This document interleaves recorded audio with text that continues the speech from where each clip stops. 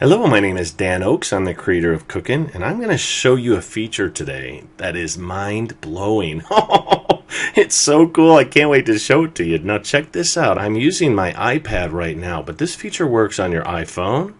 It works on your Android phone, your Android tablet. It works on the Cookin' desktop app. It works on all Cookin' apps.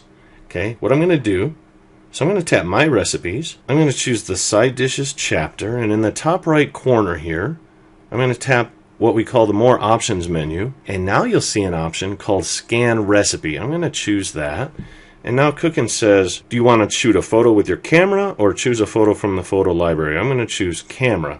And now what I have here are recipes. These are Kathy's printed recipes. I grabbed a stack of them. Look at them all. Right? So she's got recipes with stains on them in funky fonts. Look at that font. She's got recipes she's printed out from the internet, from allrecipes.com. She's got handwritten recipes. She's got this one here from the Pampered Chef in some funky, cutesy little font, you know. And all these others, right? So she's got all these recipes. Reservation fry bread. What is this one? Father's pumpkin pie. So she's got all these recipes, right? I mean, and typing these into Cookin', that could take a while, right? And I don't want to do it. So what I'm going to do is I'm going to start with the first one, cheesy potatoes. Now this recipe didn't print so good. You see the black in the top upper corner, and there's black smudges on the right. Something was wrong with the printer cartridge, right? But so let's see if this works. So I shoot the photo. I got it a little crooked too, but let's go with it and see what happens. Now I'm going to tap this Use Photo option in the bottom right corner. I'm going to say, yeah, that's good enough. Let's do it. Now what's going to happen is the Cookin'ells are going to get to work. They're going to try to work their magic on this recipe, and they're going to translate it, hopefully, from an image to text so we can import it into Cookin'. Hey, there we go. Nice. It worked pretty good. So I'm going to just tap here and choose Select and highlight the recipe name. And then I'm going to tap where it says Name on the left-hand side here. And now Cookin' color codes it. I'm going to tap here and highlight the ingredients and tap Ingredients. And then I'm going to tap here and highlight the directions. And I'm going to tap Directions on the right-hand side here. And when I'm all done highlighting it, then I tap Next in the top right corner. And Cookin' is going to then populate the new recipe window with this recipe. It also attaches the original scan, so I always have the original attached to this recipe. There we go, cheesy potatoes. There's all the ingredients, and there's the recipe directions. So I tap Create in the top right corner here, and then Cookin' goes and uploads the recipe photo to my cloud account and saves this recipe to my Cookin' database. And there it is. Now I've got this recipe in Cookin'. Oh man, that was cool. That was way easier than typing in the recipe. Let's try that again with a trickier recipe. I'm going to choose breakfasts, and now I'm going to tap More Options, Scan Recipe, Camera, and now I'm going to choose a different one. Let's try this one here. Look at the font on this. This is funky.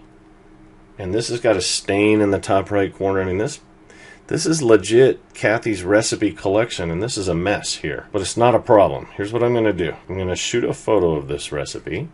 Use Photo. And now Cookin'ells are going to go to work doing their magic. There we go. Now it looks like since the ingredients were in two columns, it put the second column down on the bottom. I'm just going to select that, choose Cut, and then go up here and choose Paste. Okay, so now all my ingredients are together. That's much better. And it looks like there's a typo here. I'm going to just fix that while I'm at it. There we go. Now I'm going to select the recipe name and tap Name. Then I'm going to select the ingredients and tap Ingredients. And finally I'm going to select the recipe directions and tap Directions. When I'm all done, I'll tap Next. And Cookin's going to again attach the photo to the recipe, so I always have it. And then there's my ingredients, and there's my directions, and now I've got my recipe in Cookin', and that was a lot easier than typing it in. Oh man, this is pretty quick and pretty easy too. I gotta tell you, that is really impressive. Now let's put Cookin' to the test. I'm gonna tap Desserts, More Options, Scan Recipe, Camera, and this time I'm gonna choose this handwritten recipe. And there is no way this is going to work because, after all, it's a handwritten recipe. I mean, the cooking L's are good, but they're not that good. No, the cooking L's are going to... Whoa!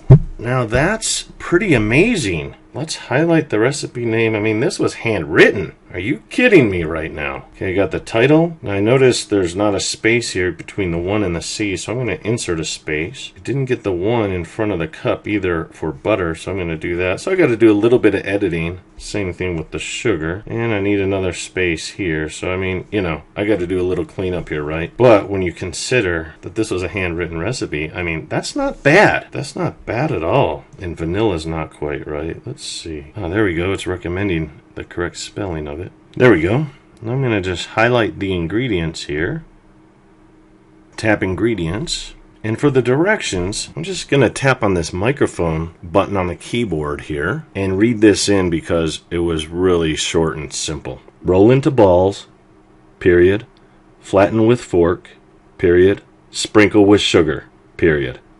Bake at 350 degrees for 10 to 13 minutes.